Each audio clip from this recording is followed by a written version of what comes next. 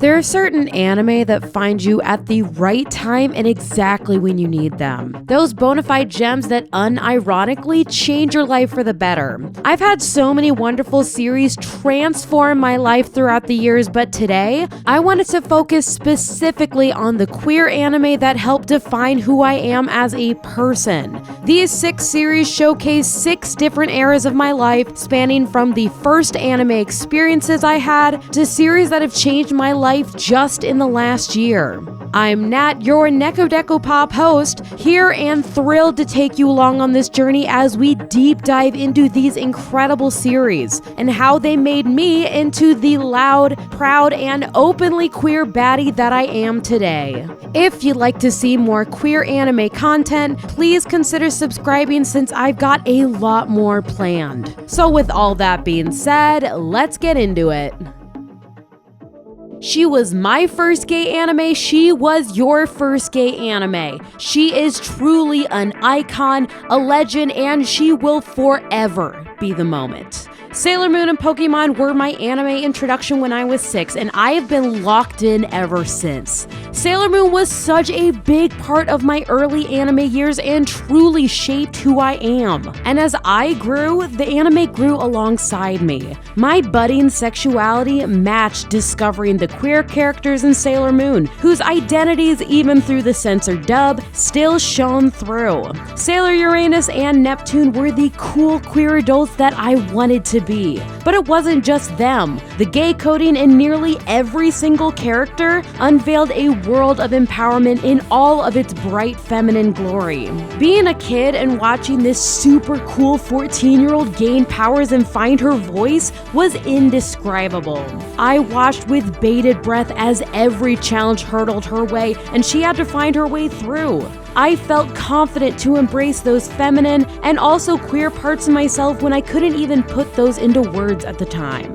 I developed my first female crushes when I was 7, and by the time I was 9, I knew that I was gay, but was convinced by others that I wasn't actually gay, I was just emulating the gay adults that I admired. It wasn't until I was 12 that I finally gained enough confidence to come out to my parents and decry that this was my authentic self. Although at the time Sailor Moon had faded more into the background, I still read all of the new volumes that came out.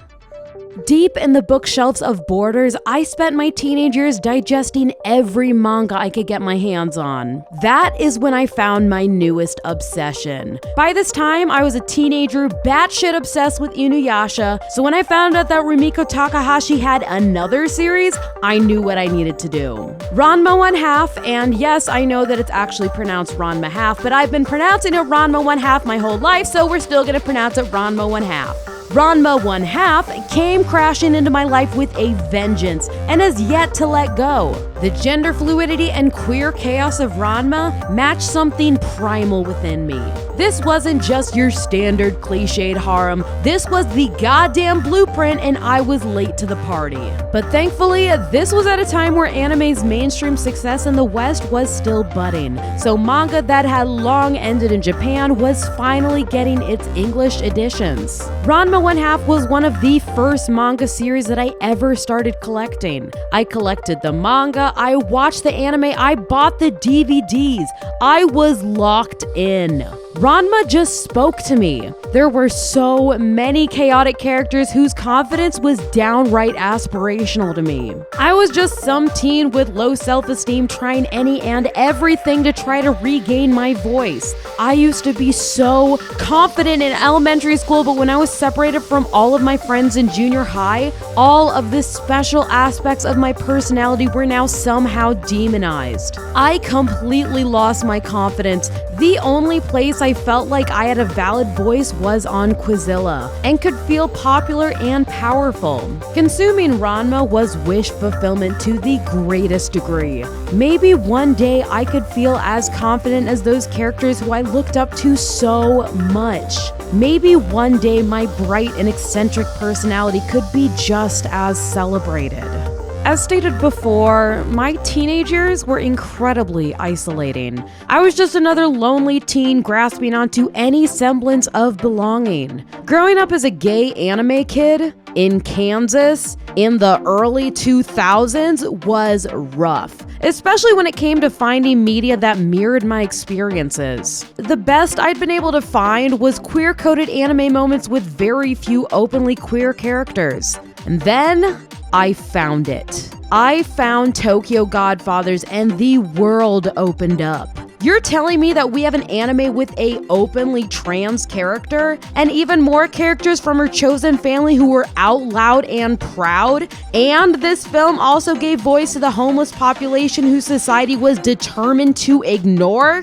Tokyo Godfathers is an absolutely jaw-dropping and monumental film that was way ahead of its time. I treasured this film beyond belief, and to this day, it still remains as one of my all-time favorites. I love it so much that I even did a live reaction video to it back when I was doing reaction content, which you can watch here. Watching Hannah be unapologetically out and proud made me feel so seen and accepted. She was such a badass who screamed back at her critics and fought back against the stigmas that were determined to hold her down. I was in awe of her absolute strength and power and tried to internalize some of that power and voice in my own turn. I was finally entering high school and leaving the oppressive, horrifying shit show that was my junior high years. There was a Gay Straight Alliance, or GSA. It was a more progressive school, and I could finally come out to the world without being as worried about being attacked by a bigot. Joining the GSA was life-changing. I finally had my people, and I loved them all so much. The GSA made my high school years bearable, and being able to come out of the closet gave me so much more strength than I could have ever known. In my GSA, I witnessed a plethora of different queer relationships, and they were nothing like the relationships I was used to seeing in all the romantic content I had consumed before. They were, however, exactly like the relationships in Sweet Blue Flowers. They were bright and powerful and completely overwhelming in the beginning, but so many of them absolutely imploded by the end. Sweet Blue Flowers showcases that harsh truth that at the end of the day, you have to prioritize yourself and distance yourself from those who aren't in a place to fully appreciate you. Sweet Blue Flowers even came out in 2009 when I had my very first queer relationship, which also ended terribly. Sugimoto was my type incarnate, and if a girl like that had been interested in me in high school, I would have blown up my entire future to be with her. It was honestly so refreshing to see Fumi prioritize herself and decide not to get back with Sugimoto, even after Sugimoto came around and apologized for blowing up the relationship in the first place. Like me, Fumi prioritized her heart, her healing, and redirected her energy to the friendships that sustained her. Around this time, I had become completely disillusioned with anime and the community in general. My best friend in junior high, who had helped me dive deeper into anime, completely ghosted me and ended years of friendship when she found out that I was gay. We legit never even got to talk about it in person. She just disappeared from my life, and I have not seen her since. Desperately looking for community, I joined the anime club when I entered high school. And on the first day, they told me that my taste was trash and that I was not welcome there. I never went back. Then, my first girlfriend broke up with me so that she would have more time to go to anime conventions. Needless to say, my villain origin story was brewing. And I walked away from anime entirely. Between 2010 and 2020, I watched maybe 2 anime series and completely shut myself off from the community. And then in 2020, I rewatched FLCL and Paprika and remembered the joy that I used to feel watching anime. I decided then and there to dive back in, and 4.5 years later, I have watched 300 more anime, started the entire Neko Pop brand built around anime, and created this channel. When I think about those lost years though, and the chaotic shit show that was my 20s, there is no better representation than the chaotic gays in VTuber Legend. These ladies captured my personality to a T.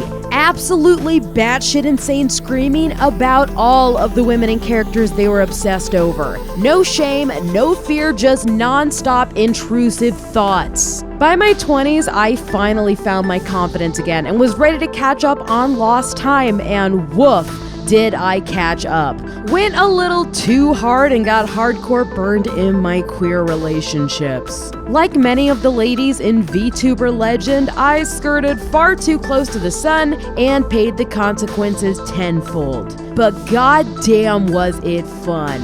Watching VTuber Legend last year was such a joyous experience and reaffirmed that yes, I was and still am that bitch. Except now I'm even better because I do not give a fuck about what anybody thinks about me and scream to the high heavens about all of my special interests. May we all be more like the unhinged baddies in VTuber Legend. There are some anime who are heaven sent by the universe to find you exactly when you need them the most.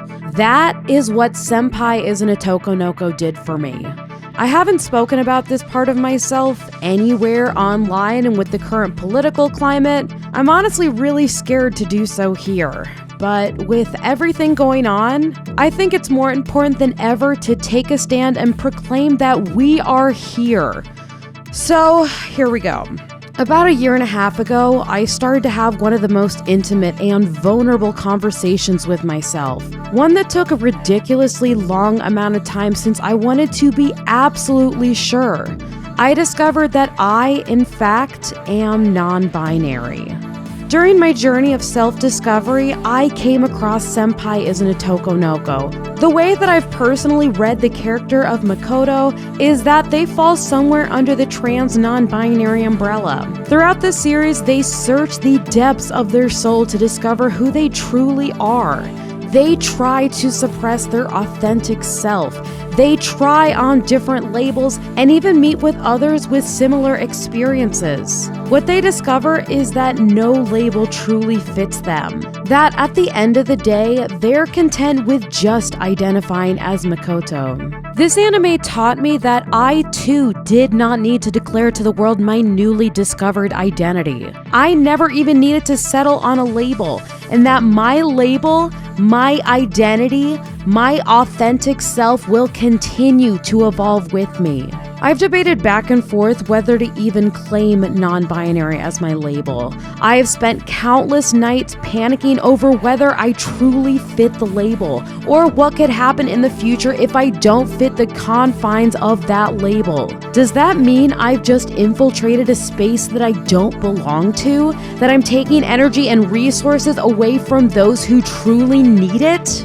I've gone back and forth so many times, but recently came to the realization that since non-binary is such a massive umbrella, that I am allowed to exist in it just how I am now. It is an umbrella for a reason. I want to be a part of the community, but I'm still scared that I'll somehow be called a fraud or told that this is just a phase or something. That is why I appreciate Senpai as an Otokonoko so much. Because Makoto reminds me that I can use the label, I can leave it behind, it doesn't matter. All that matters is that I am true and authentic to myself. I am the only person that I ever need to report to. My opinion on my gender is mine and mine alone. Hopefully others will accept me. But I've learned to be strong by myself, and I know how to survive on my own. For anyone out there listening who has ever struggled with a label, I just want you to know that I understand and I am right there with you. In my eyes, you are valid, no matter what anyone else says. You are wonderful, you are loved, and the world is truly a better place because you are in it. So please, please stay in it. We need you.